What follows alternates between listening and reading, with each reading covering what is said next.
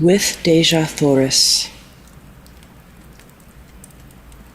As we reached the open, the two female guards who had been detailed to watch over Deja Thoris hurried up and made as though to assume custody of her once more.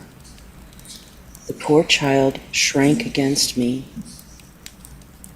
and I felt her two little hands fold tightly over my arm.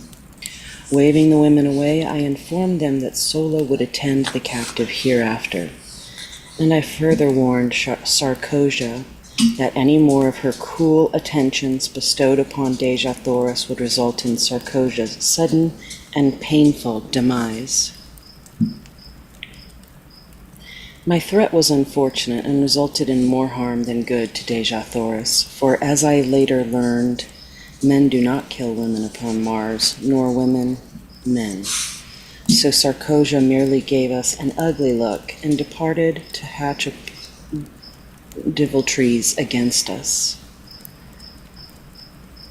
I soon found Sola and explained to her that I wished her to guard Deja Thoris as she had guarded me, that I wished her to find other quarters where they would not be molested by Sarkosia, and I finally informed her that I would take up my quarters among the men. Sola glanced at the accoutrements, which were carried in my hand and slung across my shoulder. "You are a great chieftain now, John Carter," she said, "and I must do your bidding, though indeed I am glad to do it under any circumstances.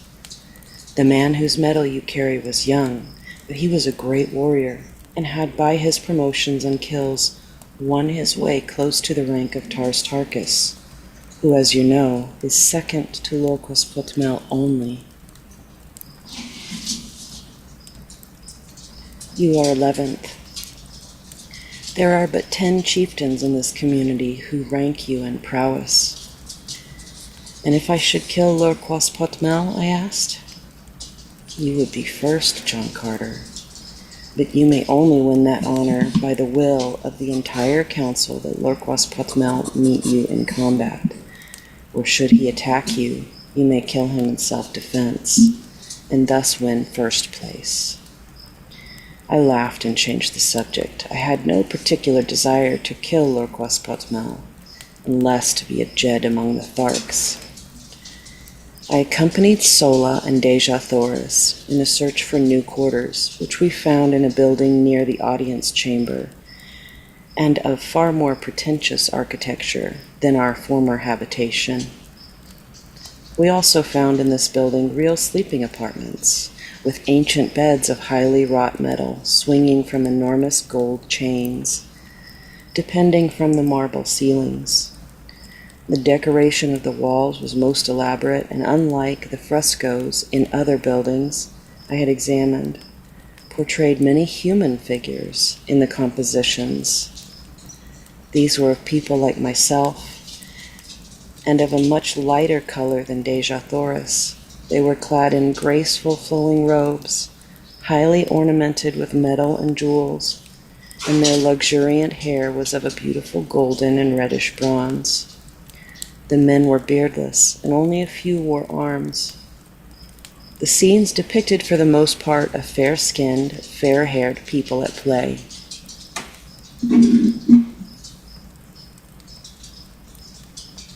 Deja Thoris clasped her hands with an exclamation of rapture as she gazed upon these magnificent works of art, wrought by a people long extinct, while Sola, on the other hand, apparently did not see them.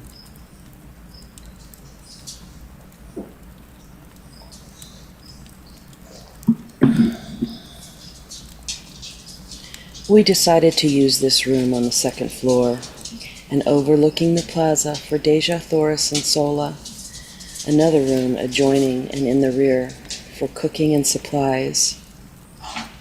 I then dispatched Sola to bring the bedding and such food and utensils as she might need, telling her that I would guard Deja Thoris until her return. As Sola departed, Deja Thoris turned to me with a faint smile. And where to, then, would your prisoner escape should you leave her, unless it was to follow you and crave your protection? and ask your pardon for the cruel thoughts she has harbored against you these past few days." "You are right," I answered. "There is no escape for either of us unless we go together. I heard your challenge to the creature you call Tars Tarkas, and I think I understand your position among these people, but what I cannot fathom is your statement that you are not of Barzoom." "In the name of my first ancestor, then," she continued, "where may you be from? You are like unto my people, and yet so unlike. You speak my language, and yet I heard you tell Tars Tarkas that you had but learned it recently. All Barsoomians speak the same tongue, from the ice-clad south to the ice-clad north, though their written language is different. Only in the valley door, where the river Is empties into the lost sea of Chorus, is there supposed to be a different language spoken, and except in the legends of our ancestors, there is no record of a Barsoomian returning up from the river Is, from the shores of Chorus in the valley of Dor. Do not tell me that you have thus returned. They would kill you horribly anywhere upon the surface of Barzoom if that were true. Tell me it is not." Her eyes were filled with a strange, weird light. Her voice was pleading, and her little hands, reached up upon my breast, were pressed against me as though to wring a denial from my heart. "I do not know your customs, Deja Thoris, but in my own Virginia, a gentleman does not lie to save himself. I am not of Dor. I have never seen the mysterious Is. The lost sea of Chorus is still lost, as far as I am concerned. Do you believe me?" And then it struck me suddenly that I was very anxious that she should believe me. It was not that I feared the results which would follow a general belief that I had returned from Barzoomian heaven or hell, or whatever it was. Why was it then? Why should I care what she thought? I looked down at her, her beautiful face upturned, and her wonderful eyes opening up the very depth of her soul. And as my eyes met hers, I knew why, and I shuddered. A similar wave of feeling seemed to stir her. She drew away from me with a sigh, and with her earnest, beautiful face turned up to mine, she whispered, "I believe you, John Carter. I do not know what a gentleman is, nor have I ever heard before of Virginia, but on Barzoom no man lies. If he does not wish to speak the truth, he is silent. Where is this Virginia, your country, John Carter?" she asked, and it seemed that this fair name of my fair land had never sounded more beautiful than as it fell from those perfect lips on that far-gone day. "I am of another world," I answered. "The great planet Earth, which revolves about our common sun, and next within the orbit of your Barzoom, which we know as Mars. How I came here I cannot tell you, for I do not know. But here I am, and since my presence has permitted me to serve Deja Thoris, I am glad that I am here." She gazed at me with troubled eyes, long and questioningly. That it was difficult to believe my statement I well knew, nor could I hope that she would do so, however much I craved her confidence and respect. I would much rather not have told her anything of my antecedents, but no man could look into the depth of those eyes and refuse her slightest behest.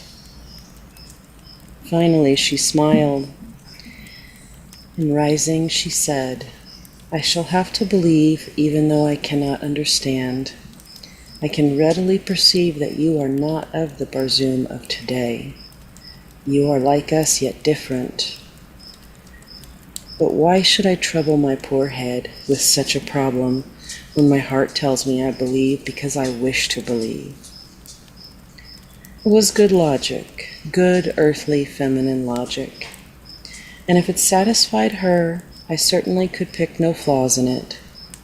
As a matter of fact, it was about the only kind of logic that could be brought to bear upon my problem. We fell into a general conversation, asking and answering many questions on each side. She was curious to learn of the customs of my people and displayed a remarkable knowledge of events on earth.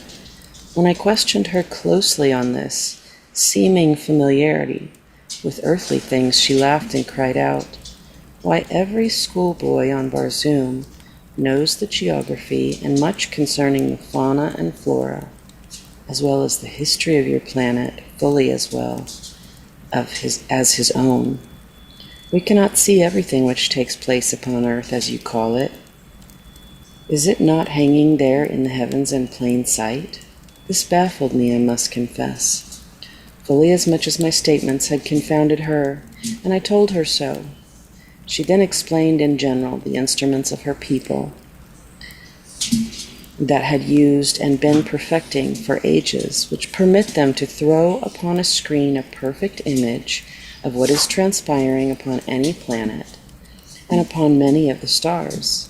These pictures are so perfect in detail that when photographed and enlarged, objects no greater than a blade of grass may be distinctly recognized.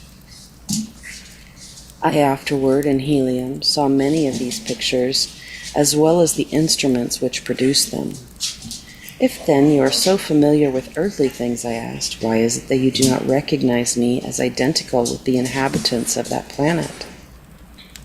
She smiled again, as one might, in bored indulgence of a questioning child.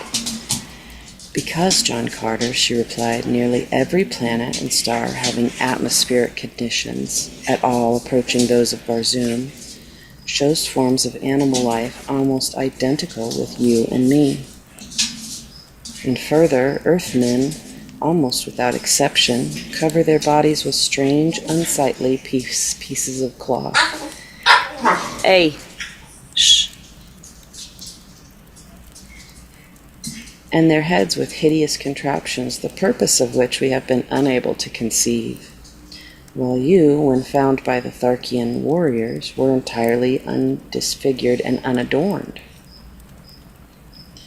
The fact that you wore no ornaments is a strong proof of your un-Barzoomian origin, while the absence of grotesque coverings might cause a doubt as to your earthliness."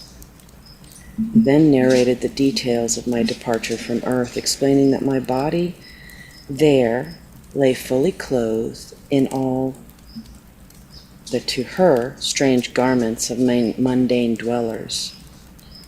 At this point, Sola returned with our meager belongings and her young Martian protege, who, of course, would have to share the quarters with them. Sola asked us if we had had a visitor during her absence and seemed much surprised when we answered in the negative. It seemed that as she mounted the approach to the upper floors where our quarters were located, she had met Sarkosia descending. We decided that she must have been eavesdropping, but as we could recall nothing of importance that had passed between us, we dismissed the matter as of little consequence, merely promising ourselves to be warned to the utmost caution in the future. Deja Thoris and I then fell to examining the architecture and decorations of the beautiful chambers of the building we were occupying. She told me that these people had presumably flourished for 100,000 years before.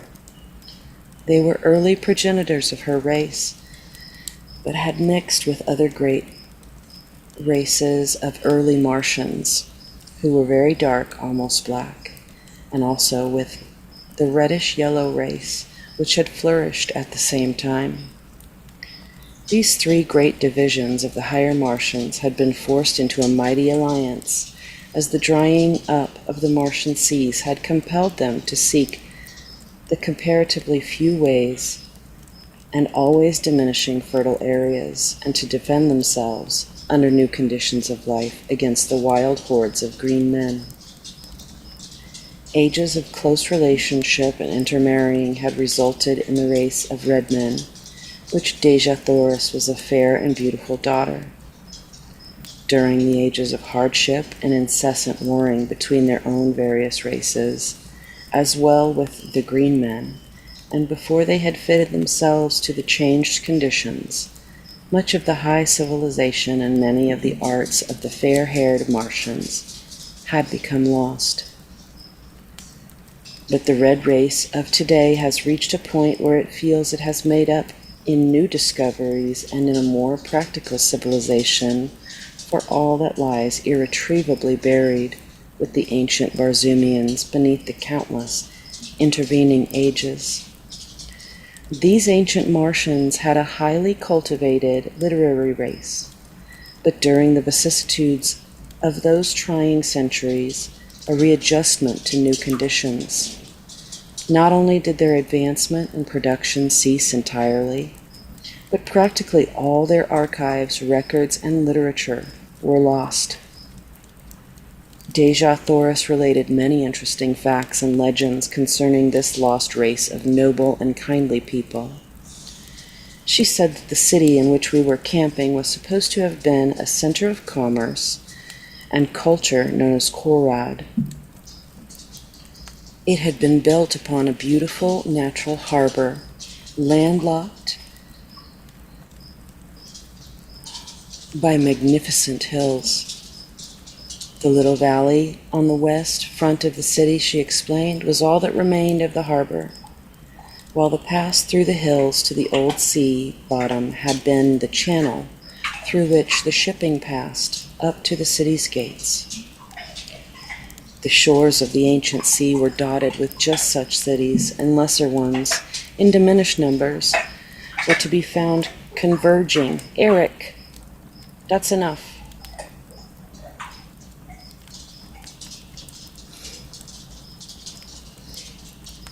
Were to be found converging toward the center of the oceans, as the people had found it necessary to follow the receding waters until necessity had forced upon them their ultimate salvation, the so-called Martian canals. We had been so engrossed in exploration of the building and in our conversation that it was late in the afternoon before we realized it. We were brought back to a realization of our present conditions by a messenger bearing a summons from Lorquas Potmel directing me to appear before him forthwith.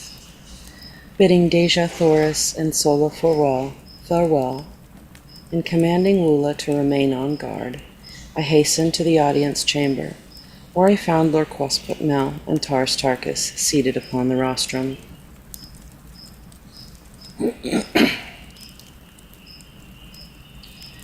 A prisoner with power. As I entered and saluted, Lorquas Potmel signaled me to advance, and fixing his great hideous eyes upon me, addressed me thus: "You have been with us a few many days, yet during that time you have by your prowess won a high position among us. Be that as it may, you are not one of us. You owe us no allegiance. Your position is a peculiar one," he continued.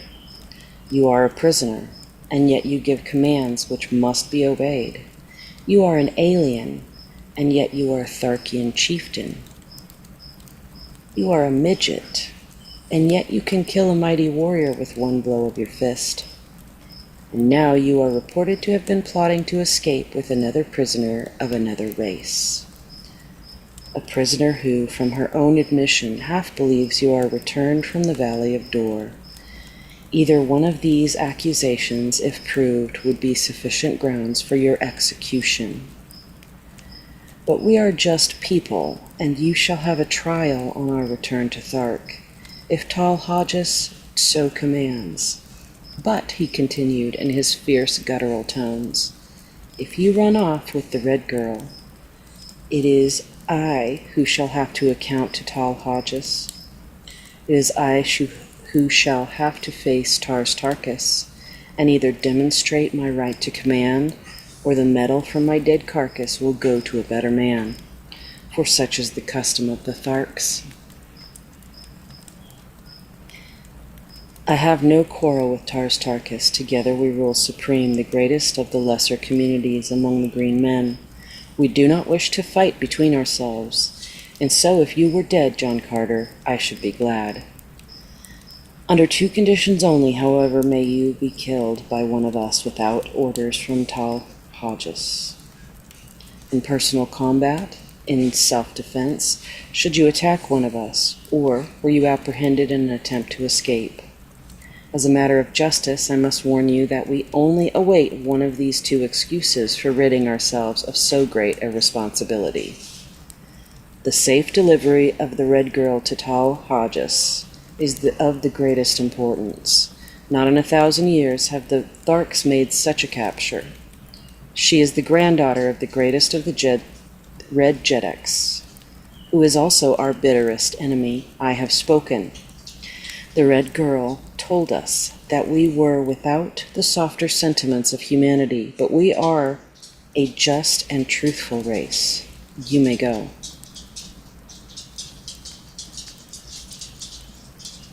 Turning, I left the audience chamber. So this was the beginning of Sarkoja's persecution. I knew that none other could be responsible for this report, which had reached the ears of Lorcus Putmel so quickly. And now I recalled those portions of our conversation which had touched upon escape and my origin. Sarkoja was at this time Tars Tarkas' oldest and most trusted female. As such, she was a mighty power behind the throne, for no warrior had the confidence of Lorcus Putmel to such an extent as did his ablest lieutenant Tars Tarkas. However, instead of putting my thoughts of possible escape from my mind, my audience with Lorcus Putmel only served to center my every faculty on this subject. Now, more than before, the absolute necessity for escape is insofar as Dejah Thoris was concerned, was impressed upon me, for I was convinced that some horrible fate awaited her at the headquarters of Tal Hodges. As described by Sola, this monster was the exaggerated personification of all the ages of cruelty, ferocity, and brutality from which he had descended. Cold, cunning, calculating, he was also, in marked contrast to most of his fellows, a slave to that brute passion which the waning demands for procreation upon their dying planet has almost stilled in the Martian beast. The thought that the divine Dejah Thoris might fall into the clutches of such an abysmal atavism started the cold sweat upon me. Far better that we save friendly bullets for ourselves at the last moment, as did those brave frontier women of my lost land who took their own lives rather than fall into the hands of the Indian braves.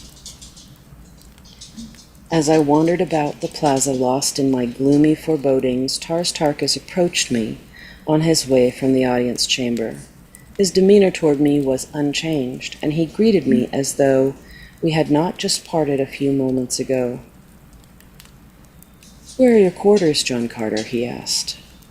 "I have selected none," I replied. "It seemed best that I quartered either by myself or among the other warriors, and I was awaiting an opportunity to ask your advice. As you know," and I smiled, "I am not familiar yet with all the customs of the Tharks." "Come with me," he directed, and together we moved off across the plaza to a building which I was glad to see adjoined that occupied by Sola and her charges.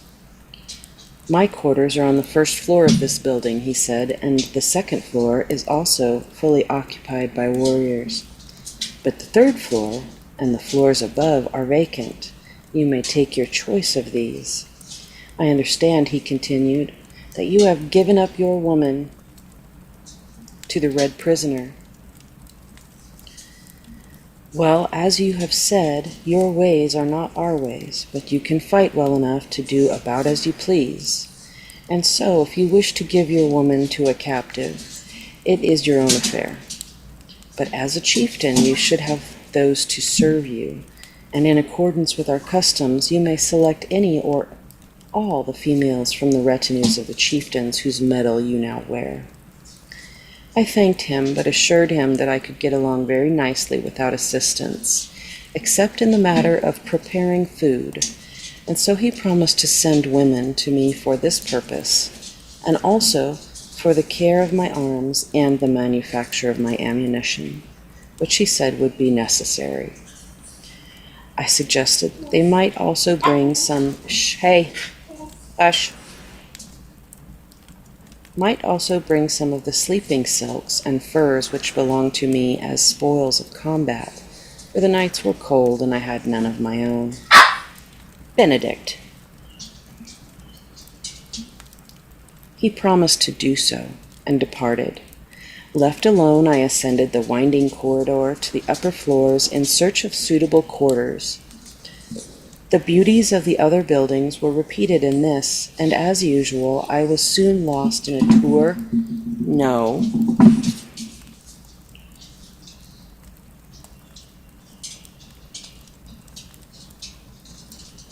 of investigation and discovery. I finally chose a front room on the 3rd floor, because this brought me nearer to Dacia Thoris, whose apartment was on the 2nd floor of the adjoining building, and it flashed upon me that I could rig up some means of communication whereby she might signal me in case she needed either my services or my protection. Adjoining my sleeping apartments were baths, dressing rooms, and other sleeping and living apartments. In all, some 10 rooms on this floor. The windows of the back rooms overlooked an enormous court, which formed the center of the square made by the buildings which faced the 4 contiguous streets, and which was now given over to the quartering of the various animals belonging to the warriors occupying the adjoining buildings. While the court was entirely overgrown with the yellow moss-like vegetation, which blankets practically the entire surface of Mars, yet numerous fountains, statuaries, benches, and pergola-like contraptions bore witness to the beauty which the court must have presented in bygone times, when graced by the fair-haired, laughing people whom stern and unalterable cosmic laws had driven not only from their homes, but from all except the vague legends of their descendants. One could easily picture the gorgeous foliage of the luxuriant Martian vegetation which once filled this scene with life and color. The graceful figures of the beautiful women, the straight and handsome men, the happy, frolicking children, all sunlight, happiness, and peace. It was difficult to realize that they had gone down through the ages of darkness, cruelty, and ignorance, until their hereditary instincts of culture and humanitarianism had risen ascendant once more in the final composite race, which now is dominant upon Mars. My thoughts were cut short by the advent of several young females bearing loads of weapons, silks, furs, jewels, cooking utensils, and casks of food and drink, including considerable loot from the aircraft. All this, it seems, had been the property of the 2 chieftains I had slain, and now, by the custom of the Tharks, it had become mine. At my direction, they placed the stuff in one of the back rooms, and then departed, only to return with a second load, which they advised me constituted the balance of my goods. On the second trip, they were accompanied by 10 or 15 other women and youths who, it seemed, formed the retinues of the 2 chieftains. They were not their families, nor their wives, nor their servants. The relationship was peculiar, and so unlike anything known to us, that it was most difficult to describe. All property among the Green Martians is owned by common community, except the personal weapons, ornaments, and sleeping silks and furs of the individuals. These alone can one claim undisputed right to, nor may he accumulate more of these than are required for his actual needs. The surplus he holds merely as custodian, and it is passed on to the younger members of the community as necessity demands. The women and children of a man's retinue may be likened to a military unit for which he is responsible in various ways, as in matters of instruction, discipline, sustenance, and the exigencies of their continual roamings and their unending strife with other communities and with the Red Martians. His women are in no sense wives. The Green Martians use no word corresponding in meaning with this earthly word. Their mating is as a matter of community interest solely, and is directed without reference to natural selection. The Council of Chieftains of each community control the matter as surely as the owner of a Kentucky racing stud directs the scientific breeding of his stock for the improvement of the whole. In theory, it may sound well, as is often the case with theories, but the results of ages of this unnatural practice, coupled with the community interest in the offspring being held paramount to that of the mother, is shown in the cold, cruel creatures, with their gloomy, loveless, mirthless existence. It is true that the Green Martians are absolutely virtuous, both men and women, with the exception of such degenerates as Tal Hodges, but better far a finer balance of human characteristics, even at the expense of a slight and occasional loss of chastity. Finding that I must assume responsibility for these creatures whether I would or not, I made the best of it and directed them to find quarters on the upper floors, leaving the third floor to me. One of the girls I charged with the duties of my simple cuisine, and directed the others to take up the various activities which had formerly constituted their vocations. Thereafter I saw little of them, nor did I care to.